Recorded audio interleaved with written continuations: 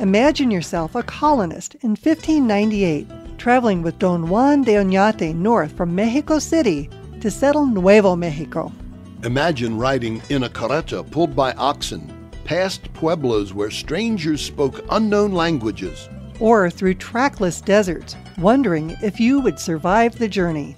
You'd be traveling El Camino Real de Tierra Adentro, the royal road of interior lands. This Camino Real between Mexico City and Santa Fe was used by travelers for more than 280 years, before the railroad arrived in the 1880s. Now, more than 130 years later, you can still walk this ancient road, some of it under paved modern streets, some of it still ruts in the desert. I'm Bud Russo. And I'm Cheryl Falstead, and today we'll be your guides along a segment of El Camino Real from Las Cruces north, so you can experience this part of New Mexico's rich history.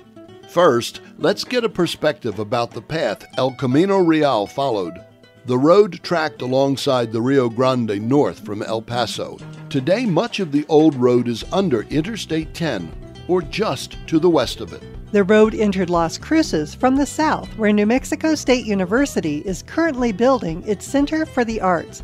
Then it followed along Espina and a bit west to Mesquite. Now we're at the corner of Amador and Mesquite streets and are heading north. Over the next 10 blocks, you'll find a number of art galleries and restaurants that will give you a taste of both old and new Las Cruces.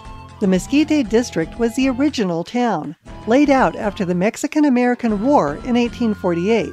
The adobe buildings you'll see today reflect the style of that period, though most are not nearly that old. As you walk along Mesquite, you'll find Nopalitos Galleria, Studio 308, the Mesquite Art Gallery, and Unsettled Gallery, among others. Each displays the art unique to its curator's vision. For instance, Nopalitos often displays the art of local artists, while Studio 308 focuses on the photography of its Belgian-born owner. Every second Saturday, the galleries in the Mesquite district invite visitors to enjoy Camino del Arte and walk along the historic street going from gallery to gallery. Among the popular restaurants and cantinas along Mesquite is Nopalitos, which serves traditional New Mexican cuisine. At the north end of Mesquite Street is the Jardín de Mesquite, a garden with some interesting visual stories about Las Cruces, all created in ceramic tiles by local students.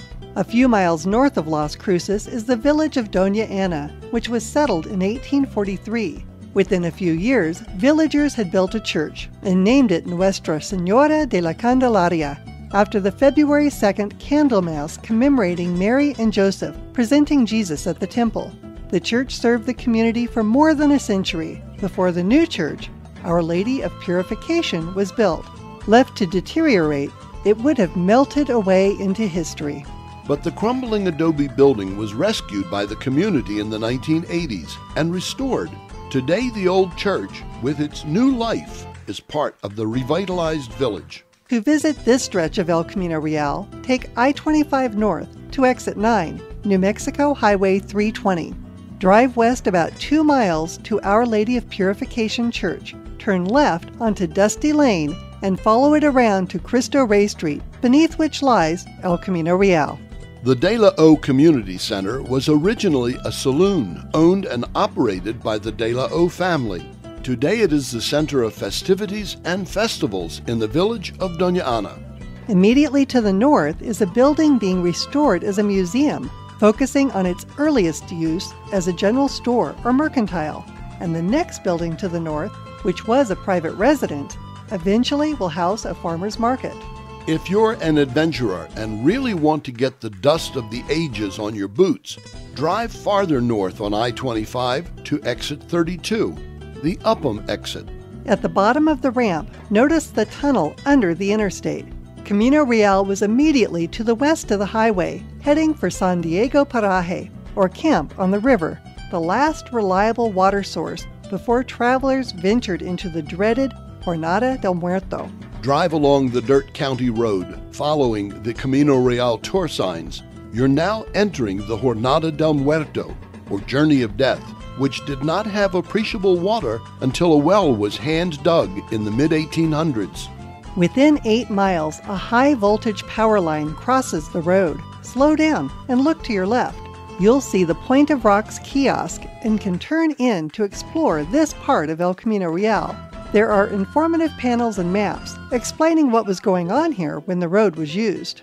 Today, as you stand on the top of the ridge, the red sandy bottom to the west is where the road once was, along with Paraje Perillo, or Little Dog, a pet that had inadvertently found a spring for the travelers. The BNSF Railroad follows the route north. The low mountains to the east are Point of Rocks, a landmark that could be seen when the travelers first entered the Jornada. 8 miles farther north, you'll find another kiosk at Yost Draw. The name was attached to this steep slope only in the 1800s, but the escarpment had been there to trouble travelers from the beginning. If you walk the trail, be aware of the cattle. This is open range. Mostly, the cows will avoid you, but stay alert, not only for an agitated bovine, but also for snakes along the trail. They too, more likely than not, will avoid you. Within a half mile, you'll come to Camino Real, and you can walk a mile north along the old highway, learning its history from the informative panels.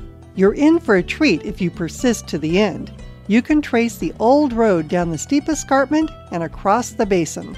What lies beyond is New Mexico's newest transportation venture, Spaceport America.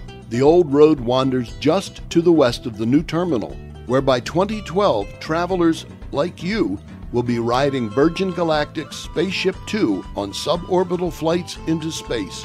They will be journeying into the unknown, just as our ancestors did 400 years ago. This podcast is sponsored by the Las Cruces Convention and Visitors Bureau and produced by Explore New Mexico.